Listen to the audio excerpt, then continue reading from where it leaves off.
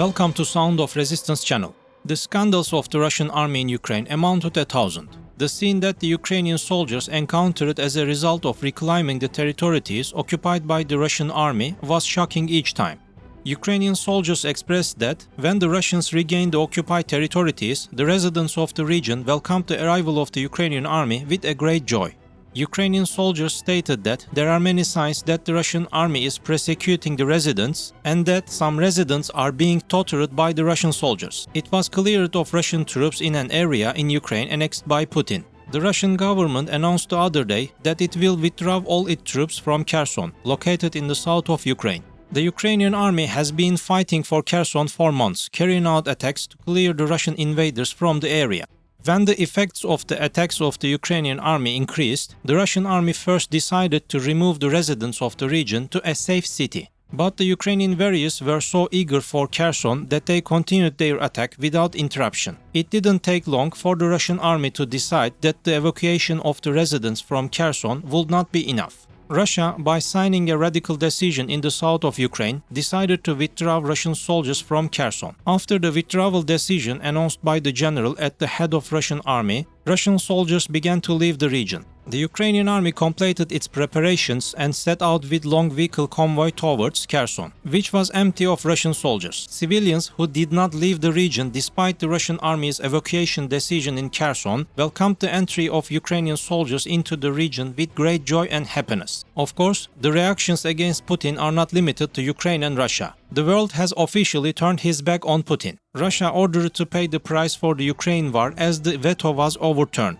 Although the United Nations resolution for Russia is not legally binding, it presents a strong turn against Russia by the international community. The United Nations General Assembly passed a resolution calling on Russia to hold accountable for this invasion of Ukraine and violation of international law. Despite the fact that despot Vladimir Putin did his best to avoid the repercussion of starting the war, such reflections include reparations paid by the dictatorship. The United Nations General Assembly is different from the 15-member Security Council, which is the most powerful organ of the United Nations.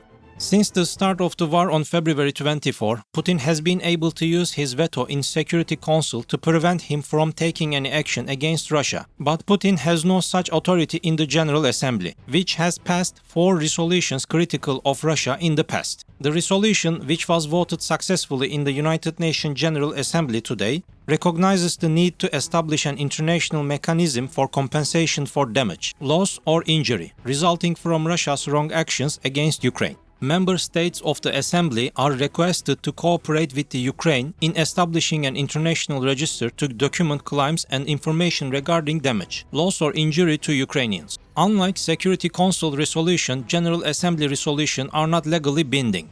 However, United Nations General Assembly resolutions are seen as a reflection of worldview and have shown widespread opposition to Russia's military action. United Nations General Assembly resolutions will also help strengthen Ukraine's morale and facilitate Kiev's ability to report war crimes and other harm. 193 members of the United Nations General Assembly participated in the voting, with 73 members abstaining. There were 94 votes in favor of holding Russia accountable and 14 against it. Russia is expected to ignore the United Nations General Assembly resolution. Iran, China, and its allies Belarus, North Korea, and Iran, which have supplied so-called kamikaze drones to aid Russian forces, have voted against recently. A notable vote in favor of punishing Russia came from Turkey, which had previously aimed to be neutral in the war and maintain a working relationship with the Kremlin. Before the vote, Ukraine's ambassador to the United Nations, Sergei Kayslistya, told Parliament Russia literally did its best to destroy Ukraine. Sergei Kayslistya, unlawful attacks Russians love. Ukraine's ambassador to United Nations, Sergei Kayslistya, stated that from day one, Russia bombarded and bombed cities and villages, targeting everything from plants to factories, residents, schools, hospitals, and kindergartens, as well as roads, bridges, railroad, and Ukraine. It also referred to accounts of atrocities, including murder, rape, torture, forced deportation, and plunder, perpetrated by Russian in occupied territories. Ukraine will have the daunting task of rebuilding the country and getting rid of this war, said Kayslistya. But this recovery will never be complete without a sense of justice for the victims of the Russian war. He made harsh statements. However, Vasily Nebenzia, Russia's ambassador to United Nations, forced members of parliament to vote against the resolution. Vasily Nebenzia, Russia's ambassador to the United Nations, labeled United Nations General Assembly resolution an attempt to legalize something that cannot be legalized in terms of current international law, adding that it is legally null and void. Mr. Nebenzia went on to accuse the West of doing everything in its power to provide a veneer of legitimacy, of starting to freeze or doing what he called stolen Russian assets, or even of acting as a curtain on the General Assembly resolution. Vasily Nebenzia warned that ratification of the United Nations General Assembly resolution could only increase tension and instability around the world, and said that those who support the resolution will be involved in the illegal expropriation of the third country's sovereign assets. The effects of the ongoing war in Ukraine are increasing day by day. In Ukraine, there is no light of the end of the war. With winter fast approaching and ground operations in Ukraine stalling in autumn rains and mud, it is perhaps time to reconsider where we are after more than 8 months of fighting. We appear to be at a natural pause in operation, although the battle continues with little change on the front lines, with marked ferocity in places. From a Russian perspective, things are not looking good. After the early returns in Kiev and Kharkiv, the Russian army is now under pressure from Ukrainian forces in Donbas and Kherson. In the east, Ukraine looks set to continue gaining territory and reclaiming settlements it lost to the Russians just a few months ago.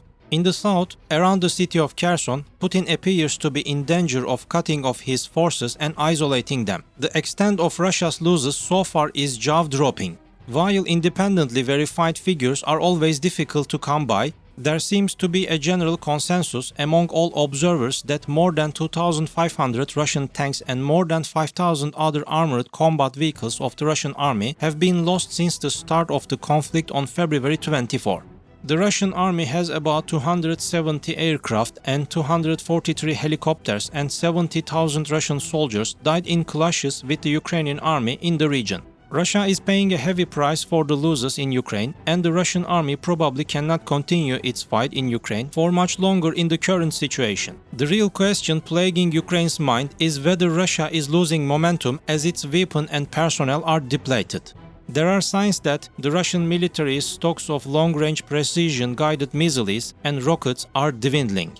Much of this is attributable to Western sanctions, as most of the technology required for such weapons was previously procured from outside Russia. But the real reason seems to be that they have spent most of their arsenal and the industry is not yet prepared to replace what is used.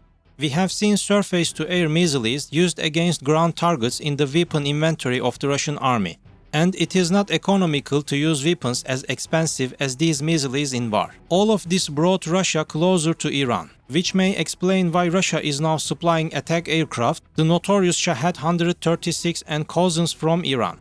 Russia may have received as many as 2,000 Shahed 136 from Iran so far. They were launched in mass swarm attacks against Ukrainian civilian critical infrastructure with the Russian-supplied Shahed 136. Rumor has it that Iranian ballistic missiles with a range of 700 kilometers, enough to cover all of Ukraine from Russia's main territory, may also be on the way. Russia is getting the reaction of the whole world for the occupation it continues in all of Ukraine. Almost the whole world has turned its back on Putin. The number of countries that Putin can trust does not exceed 5 fingers of a hand. Russian leader Putin seems to be nearing the end of his occupation in Ukraine. Thank you for watching us.